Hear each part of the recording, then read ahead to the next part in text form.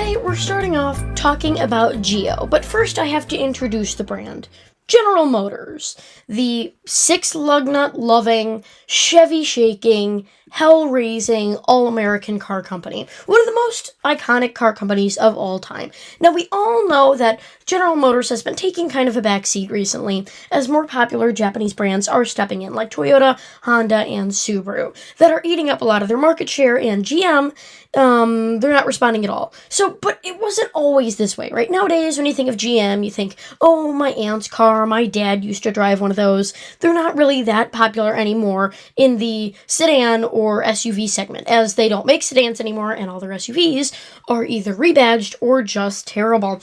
But it was not always this way. In fact, in the late 1990s, GM was trying to compete with these Japanese brands. Now, GM is a lazy car company, and they didn't feel like developing all these new platforms. Because if there's one thing you know about General Motors, it's that they love platforms. They love developing, and then making several different cars on the same platform. Think Chevrolet Trax, Opel Mokka, the Buick Encore. Think of all those vehicles. There was like 5 using the same platform. Think of the Chevrolet Cruze, the Holden Cruze, all the vehicles like that all share the same platform. But they didn't really feel like doing this. So the plan was to use, to be like Toyota's Scion, which wouldn't even come up yet, just make small, cheap little econo boxes. But rather than developing their own platforms, which they didn't want to use, they would just use Japanese cars and then rebadge them as American non-Japanese cars with quote-unquote foreign styling. Now, this, of course, all happened in the wonderful 1990s, so let's jump into it. The car company that we're talking about is obviously Geo, so let's look into their first ever model. Car company known for their long-term manufacturing of small, light, supposedly fun cars. Now, when GM was launching the Geo brand, they had a very good relationship with Suzuki, and every single new brand, it's like a rule, needs to have some sort of small econo box. And since Geo is in the Japanese econo box market, they wanted a specific car from Suzuki, the Swift. The Swift. The Swift was one of Suzuki's best-selling cars. It was a small, cheap, affordable light hatchback, and GM, in 1989 said, Suzuki, I want the Swift. And since Suzuki had such a good relationship, they willingly forked it over, and that's how we got the Geo Metro, the first ever Geo to come out. Now, the Geo Metro, I think, is a pretty good representation of the entire Geo brand. Think of it, I would group this in the category with a modern car, with like the Suzuki SX4. Came in a small sedan or a small hatchback, had some pretty cool options, but mainly it was just your average, everyday car that you could, pick up at a dealership and drive for a year, 2 years before throwing it out and buying something better. Now, the best part about these Geo Metros, they weighed less than 2,000 pounds. Less than 2,000 pounds. Less than 2,000 pounds. Specifically, 400 pounds lighter than 2,000 pounds, which meant they got a staggering 52 miles per gallon. I drive a Prius. I drive 2 Priuses. And each of my Priuses, on a good day, can sometimes, especially on the Oregon hilly roads, not reach 52 miles per gallon. And yet this little econo box with no electric bits to it, no entire other driving system to the car, can easily top that just by how light it is. And it has a small engine. It's not like it has, a huge engine in there and it's surprising. No, small engine, very light. So let's move on to the next Geo model, shall we? Second vehicle needed to be their average, everyday small sedan. They already had the Geo Metro, which was a small little runt that was great on gas. They just needed something average, to compete with the Corolla, to compete with the Civic, and to do that, they went with Isuzu. Now, Isuzu is a special company because they work with a lot of companies. Now, today, if you live in the United States, you probably know them for their iconic light trucks like the Elf here. They use them a lot. I see them a lot in Oregon, but they used to sell cars here. In fact, Isuzu is a company that likes to work with other companies, so they also helped with the Honda Passport and Acura SLX by lending them their iconic Isuzu Rodeo in the early 1990s and late 2000s. So GM wanted just a small little car, and they chose the Isuzu Gemini. Now, this deal wasn't really fantastic because Toyota had believe it or not, offered to give them a crappier version of the Corolla that same year. So they didn't really need that anymore, as they had a version of the competitor. It also had older 80s looking boxy styling, which looked foreign and new, more German, but that wasn't really what Geo buyers wanted, and it wasn't really what GM wanted. So the Geo Spectrum was only made for a year, that is 1989. There was also a Chevy version of it, also based off of the previously mentioned Isuzu Gemini, and that kept in production for, I believe, a year after this or so, and then was updated. So yeah, let's move on to the third vehicle that came out with this Geo brand, right? Remember, from here on, the the Geo Spectrum is gone.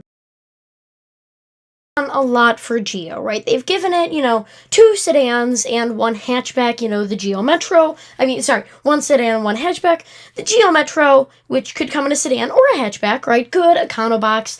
They, of course, also had the Geo Spectrum, which was your average, everyday, 4-door sedan. And now they needed something fun. Now, if you've been alive for, ever and noticed cars, for around the past, forever years, anything cheap needs to have a theme. It's either sporty, like Scion, right? Cheap, flimsy, but, supposedly looks nice or goes fast, or like Subaru, sporty, off-roady, it's really cheap economy car, but it has all-wheel drive, right? There are different ways of going about this, and Geo needed something like that too. Now, this was the 1990s where reliability still mattered, so it couldn't be every single brand in the lineup. Every single car model. They needed to come out with something weird, different, and wacky. Now, they wanted to go for off-roady for this. Why? Well, because they wanted a cheap little stubby off-roader, because they were really cheap to manufacture, and they were really cheap to bring over. So, they were originally planning on Jeep, although that was by their competitor, Chrysler. Well, not, but yeah, anyway. Instead of going for a Jeep or asking Chrysler, or was Jeep owned by Chrysler? No, it was, I don't think it was yet. Yes. No, Jeep is owned by Chrysler. Instead of asking Chrysler if they could borrow a Jeep, ooh, new news. Instead of asking Chrysler if they could borrow a Jeep, they decided to go with Suzuki again and borrow their Sidekick off-roader. It was a small little cute thing, and that, of course, became the Geotracker.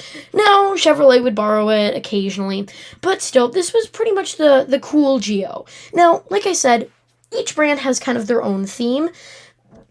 Another car on this list, which we'll be talking about the car after the next one, will be the sporty type, right? So, let's move on to the next car, which is the previously mentioned Corolla ripoff, but also a Corolla. A new, interesting brand by General Motors. Now, they already have the previously mentioned 4-door Geo that they borrowed from Isuzu, but they wanted something more. They wanted the Toyota Corolla. And Toyota said yes. Now, this might be bizarre to you. You're standing up there like, why would they do that? Because you know that Toyota has spent nearly 20 years at this point in time, late 1980s, developing, also this is a later 1991 Corolla because I think it looks better. Anyway, this also came out in 1989. So why would Toyota just give away the keys to the castle, right? They had built up their reputation, their sales were going great. Why would they do this? And not only to the competitor that has been pushing them down and making fun of them for their entire career. Well, Toyota didn't just, freely give away the keys to the castle. They decided to give them something a little bit worse than a regular Corolla. The Toyota Sprinter Torino, that fancy, interesting car? Imagine a very boring, bland version of that.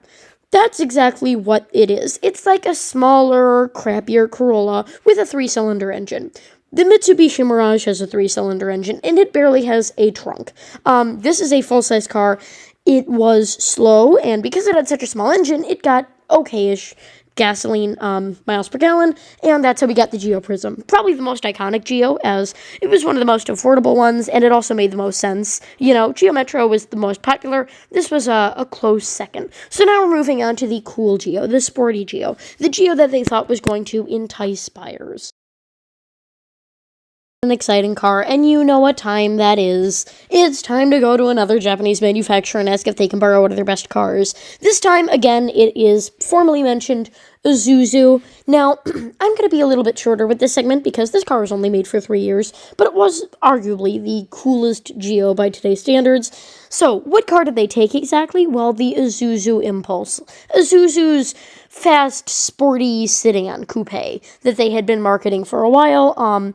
Geo just wanted it, right? It was new, it was cool. They didn't expect a lot of people to buy this, as, General Motors already had the Corvette and Camaro. They just wanted this to make the brand look cooler, right? So that when you're buying a Metro, you feel like the brand is worth something and that they don't just rip off other Japanese manufacturers by literally taking their own cars, right? It wasn't really a rip-off, it was mainly just, well, they're actually the same cars. That's how we got the Geo Storm. Now, the Geo Storm, I'm just mentioning this, it had really, really cool, shaded pop-up up and down headlights to be, at first. And then they had these ones. It just doesn't look as nice without them. With this gub, hidden slanty weirdness. So, yeah. That's pretty much the Geo brand. Now we're going to look at the outcomes and how these cars died off one by one. Time to look at the aftermath. How did everything end up? Well, of course, the Geo Spectrum was discontinued in 1989.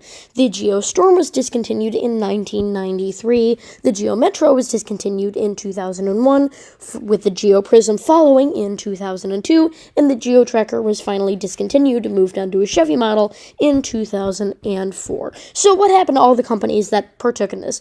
Well, GM is obviously still around today. Isuzu left the American market and just makes light trucks now. Suzuki left the American market for cars but still sells motorcycles in 2011. And Toyota and GM have worked together a couple of times since then, but nowadays with GM's modern day EVs, they prefer to work with Honda. So that's pretty much it. That's the outcome. That's what happened to all the car models. I hope you enjoyed this video, and give my channel a look if you enjoyed this video, and give me some content suggestions in the comments, because obviously I really need